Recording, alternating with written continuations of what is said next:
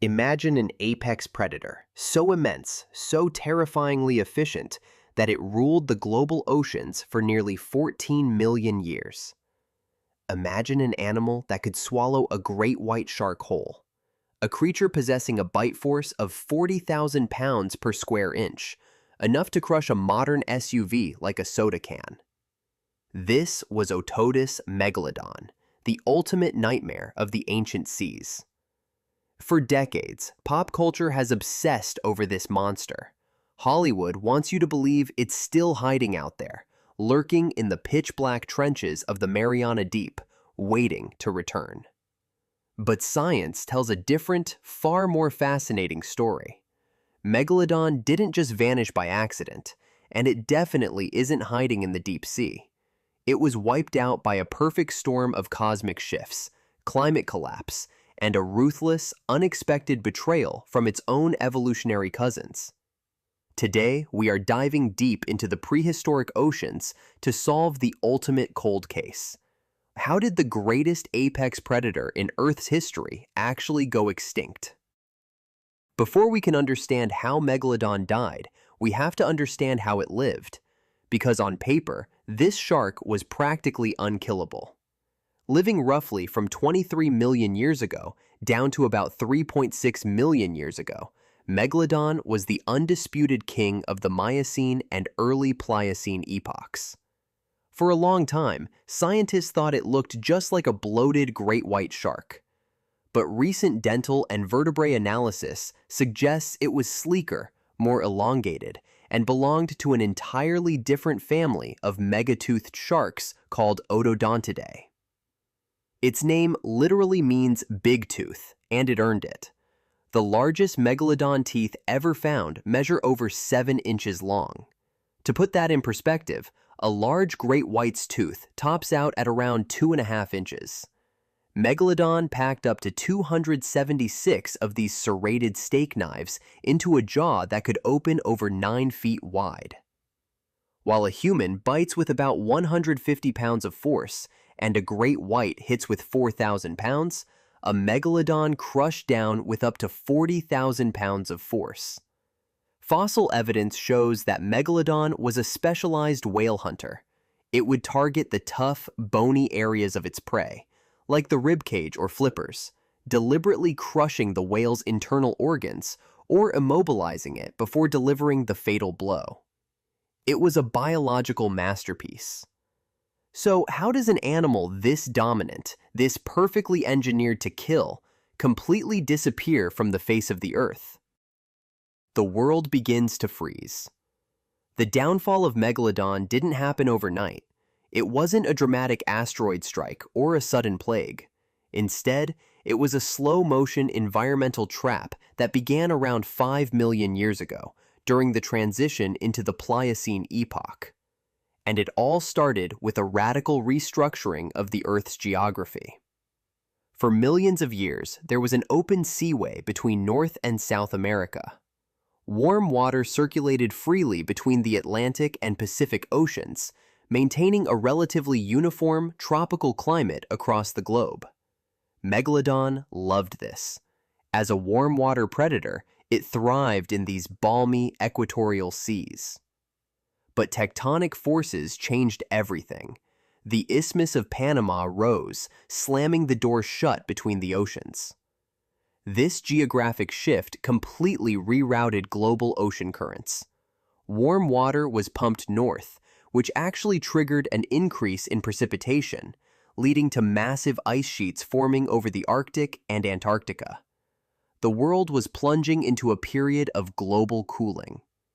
For Megalodon, this was catastrophic news. As a massive shark, Megalodon relied on regional endothermy, meaning it could keep its core body temperature warmer than the surrounding water. This gave it a massive burst of speed and power in temperate waters. But it wasn't a true warm-blooded animal like a whale. It couldn't survive in truly frigid polar oceans. As the oceans cooled, Megalodon's comfortable tropical habitat began to shrink, compressing its range closer and closer to the equator. But shrinking real estate was only the first symptom of the crisis. The real killer was what this climate shift did to Megalodon's dinner plate. During the Miocene warm period, the oceans were filled with small, slow-moving baleen whales, like the Piscobalena. These whales were the perfect size for Megalodon, plentiful, easy to catch, and packed with blubber. Crucially, these primitive whales lived in the warm, coastal waters where Megalodon hunted. But as the climate cooled, the ocean's entire food web collapsed and rebuilt itself. With the freezing of the poles, massive nutrient cycles shifted. The polar waters became hotbeds for plankton blooms. This created an absolute buffet for filter-feeding whales, if they could handle the cold. To take advantage of this new food source at the freezing poles, whales did something incredible. They evolved to be massive. Gigantism allowed them to store more energy and retain body heat far more efficiently in icy waters. And then they migrated. Whales began spending their summers feeding in the nutrient-rich, freezing polar waters, and only traveling back to the tropics during the winter to breed. This created a fatal mismatch for the king of the ocean. Megalodon's prey had moved to the freezer, but Megalodon didn't have a key to get in.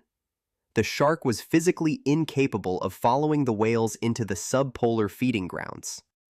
Its massive body required an immense, constant caloric intake to maintain its elevated body temperature, but its primary food source was now thousands of miles away, safe behind a wall of ice-cold water. The apex predator was being starved out by its own food supply. Rise of the competitors. If a shrinking habitat and a disappearing food supply weren't enough, Megalodon was about to face a final, devastating blow. It was forced into a brutal war for survival against new, highly advanced competitors. Enter the ancestors of the modern great white shark and early orcas. For a long time, scientists assumed that great whites evolved from Megalodon. We now know that's a myth. They actually lived alongside each other during the Pliocene, and they were bitter rivals. Recent isotopic analysis of tooth enamel from both species has revealed a shocking truth. Pliocene great whites and megalodons hunted at the exact same trophic level. They were targeting the exact same food. While a fully grown megalodon needed to consume up to 2,500 pounds of food every single day just to survive, a smaller great white needed only a fraction of that. When the whale populations dropped, the smaller, more agile great whites could pivot to hunting smaller marine mammals, fish, and seals. Megalodon simply couldn't get enough calories from these smaller animals to fuel its titanic body. The great white was simply more economically viable for a changing ocean. And then came the ultimate pack hunters, early cetaceans, the ancestors of modern killer whales.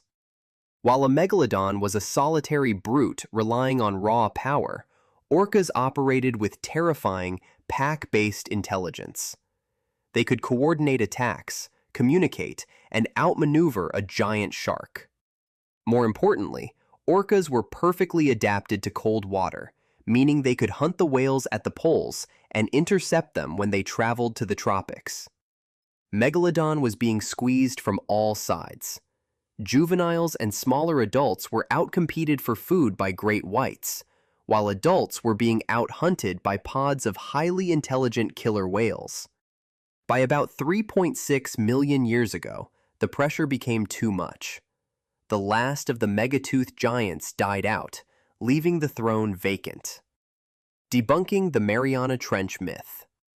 Despite all of this hard scientific data, if you scroll through the internet for more than 5 minutes, you will find someone claiming that Megalodon isn't actually extinct.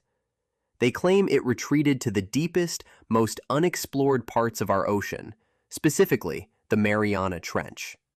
It's an awesome concept for a sci-fi movie, but in reality, it is biologically impossible. Let's break down exactly why Megalodon could never survive in the Mariana Trench. First, consider the temperature. As we just learned, Megalodon went extinct precisely because it hated cold water. The deep ocean is just barely above freezing, around 1 to 4 degrees Celsius.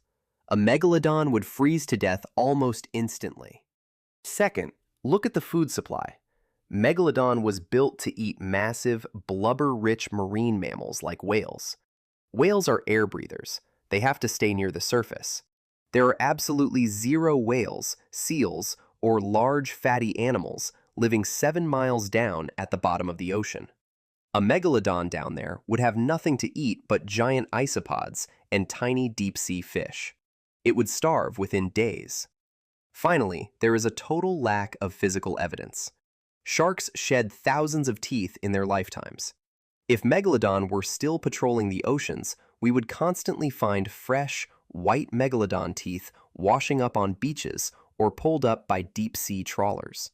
Instead, every single Megalodon tooth ever found is a heavily mineralized fossil that is at least 3.6 million years old. The truth is, Megalodon's extinction wasn't a tragedy, it was a necessity for the modern world to exist. Once this apex predator was removed from the ecosystem, it lifted the ecological ceiling on marine life. Freed from the terror of the giant shark, baleen whales were able to grow to the staggering sizes we see today.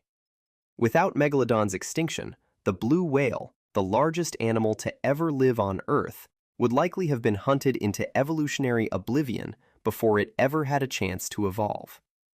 The ghost of the oceans. The disappearance of Ototus megalodon reminds us that no matter how big, powerful, or dominant a species appears to be, no creature is immune to the changing dynamics of our planet. Megalodon didn't lose its crown because it was weak. It lost it because the world changed, and it was simply too big to change with it.